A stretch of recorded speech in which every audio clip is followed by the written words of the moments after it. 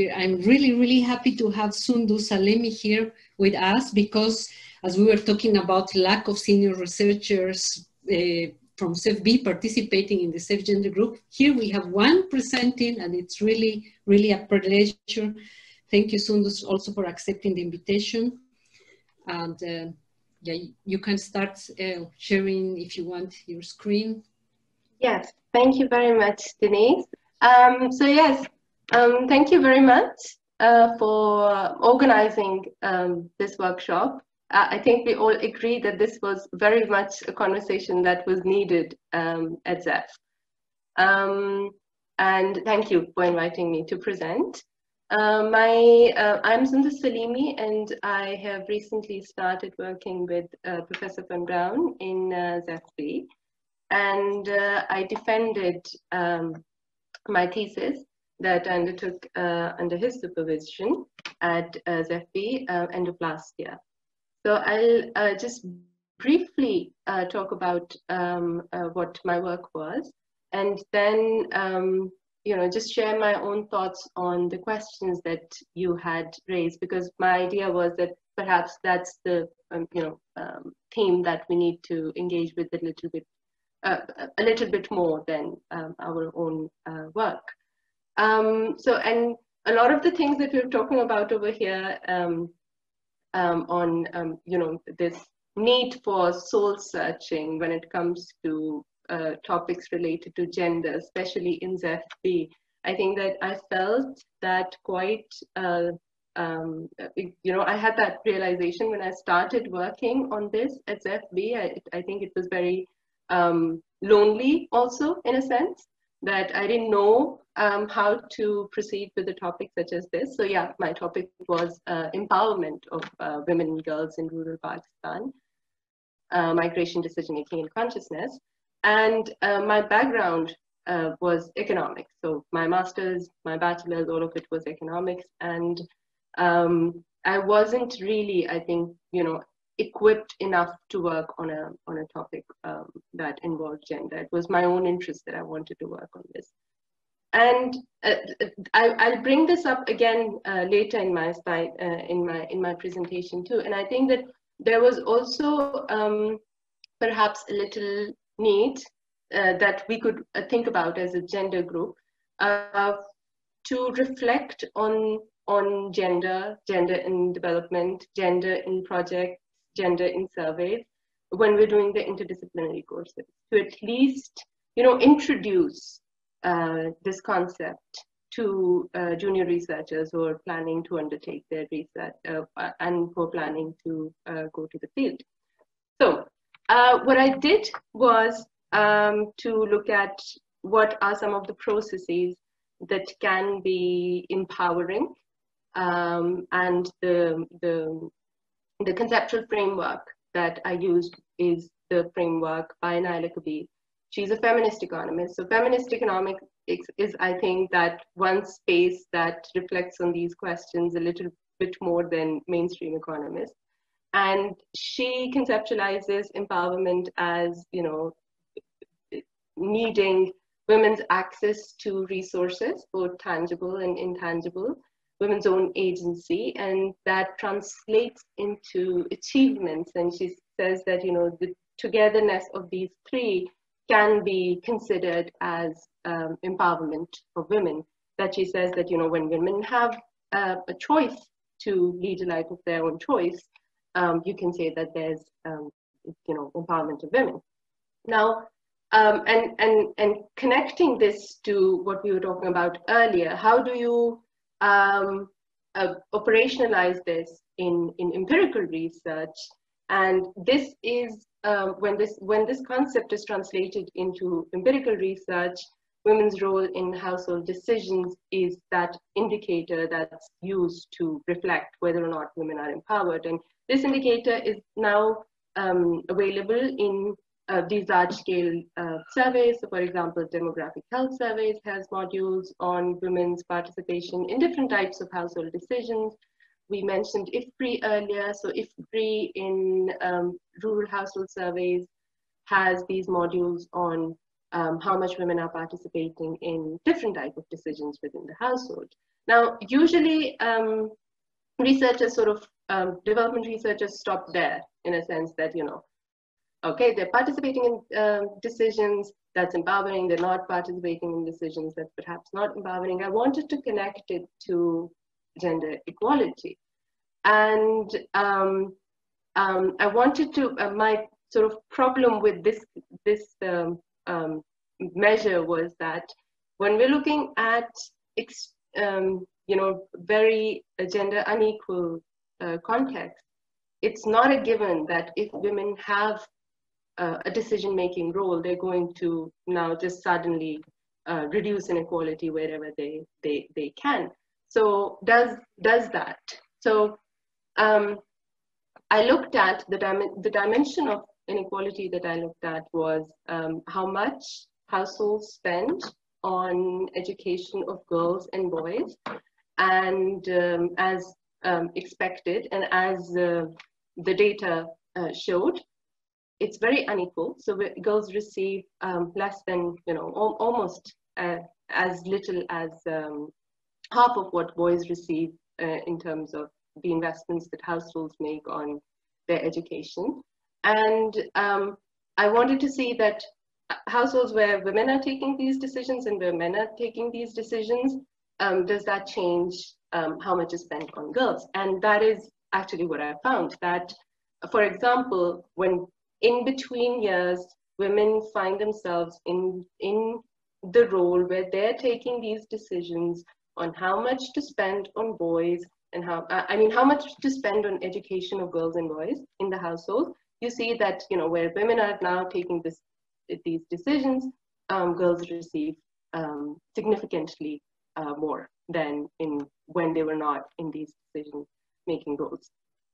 So that was generally what I did. So I looked at first the changes in women's participation in different household decisions, and then I connected it to whether this participation matters for reduction in this dimension of inequality that I was looking at.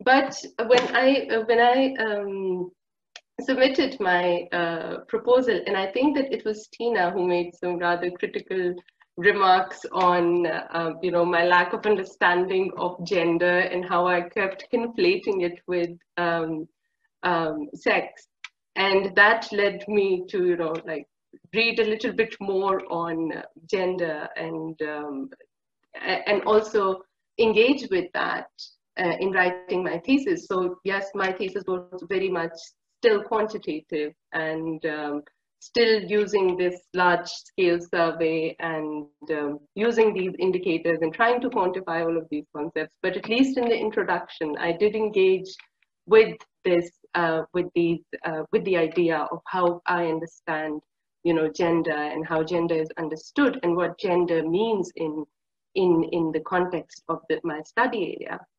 And of course, I understand that it's the meanings that are ascribed to sex bodies, and we can even go into whether whether we can consider even sex bodies as given or no, if we are talking about gender as an inscription on those bodies. Are those bodies itself sort of given or no? But when you start thinking about it from this framework, you see that yes, rights, responsibilities, sanctions, and roles are different.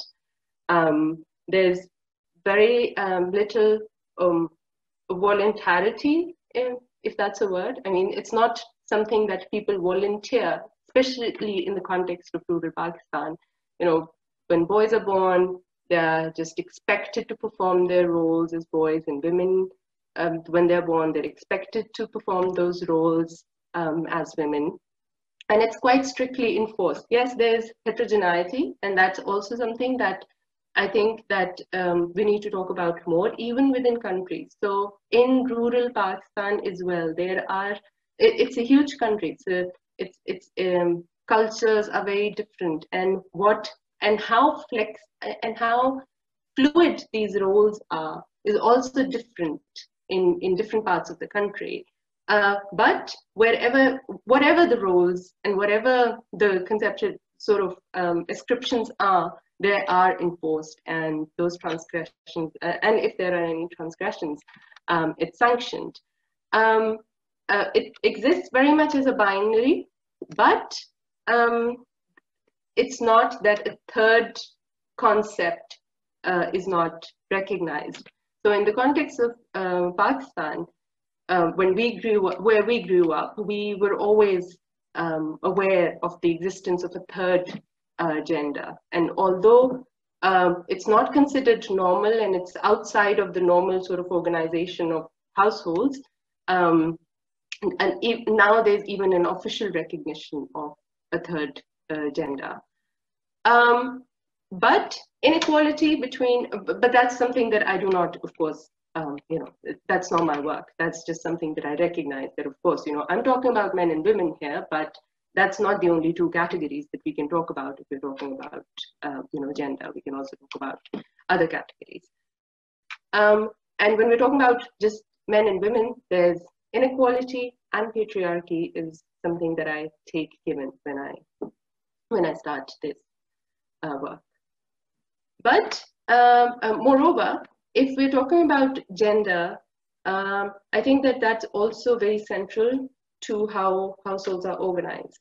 And because, again, I'm looking at household service and I'm looking at changes within households, the household organization around heterosexual religious marriages, that's predominant. There's no other way of organizing lives in rural Pakistan.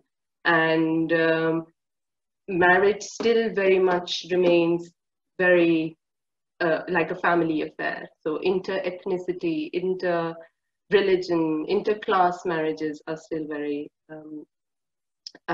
rare. And again, that is something that you have to take as given. And multiple generations living together in one household, that's also something that is given. So all of these things was gender for me when I, you know, when I later thought a little bit more about gender.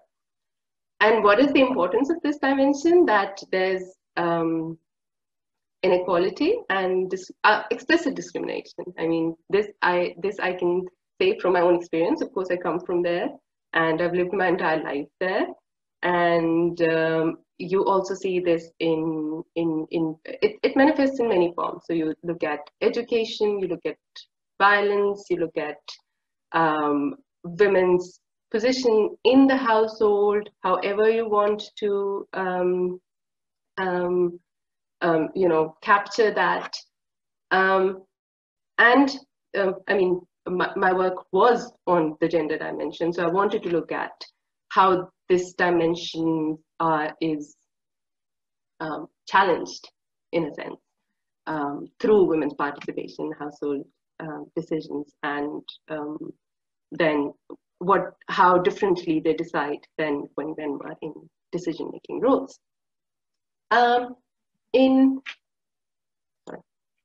Okay. How do you capture these dimensions? And I think that it's very important to highlight over here that we were criticizing economists a lot for you know, not giving enough attention to gender when they're undertaking this research. But over years, there has been improvement, and one of the things that we have started to do is to unpack households. So you gathering gender segregated data. So gathering who owns it's not a household asset. Household asset it doesn't convey anything. You know, who owns it, who controls it, who's in control of the income.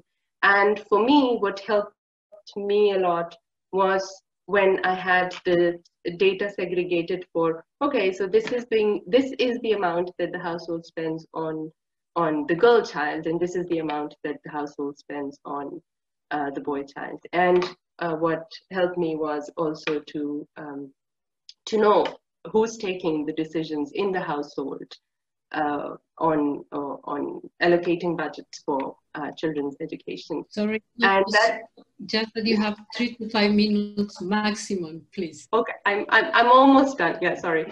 So yeah. So and then really it may still be inadequate, but because decision making within households itself is such a it's iterative, it's complex, it probably cannot be captured by these questions, such as who decides on all of this, but at least it's one way of, or at least it's an entry point into really trying to dissect the bargaining within the households, or the position of women, or the voice that they have within the household. And because I also wanted to see, yes, okay, there's women's role in the household, but how aware or how conscious they are of gender inequalities.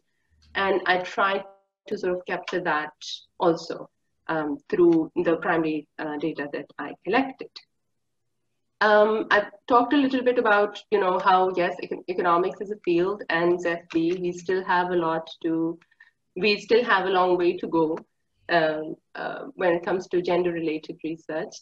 And I would feel that at ZEF, we can have maybe like a interdisciplinary course on gender, or gender in development, or gender in research, so that at least we familiarize the junior researchers on gender. In my own fieldwork, I just quickly say this. I was very much aware of how enumerators and who the gender of the enumerator and the responses would determine the responses. So I had like a team of both male and female enumerators, and being very culturally sensitive, women were interviewed by women and men were interviewed by men only. And we also had 2 different sets of questionnaires. Yeah, but I mean, I still think that as if, for example, this workshop is amazing. As if we still need a little bit more conversation on this, and especially, ZEF B needs to talk to ZEF A way more than we do. Yeah, thank you very much.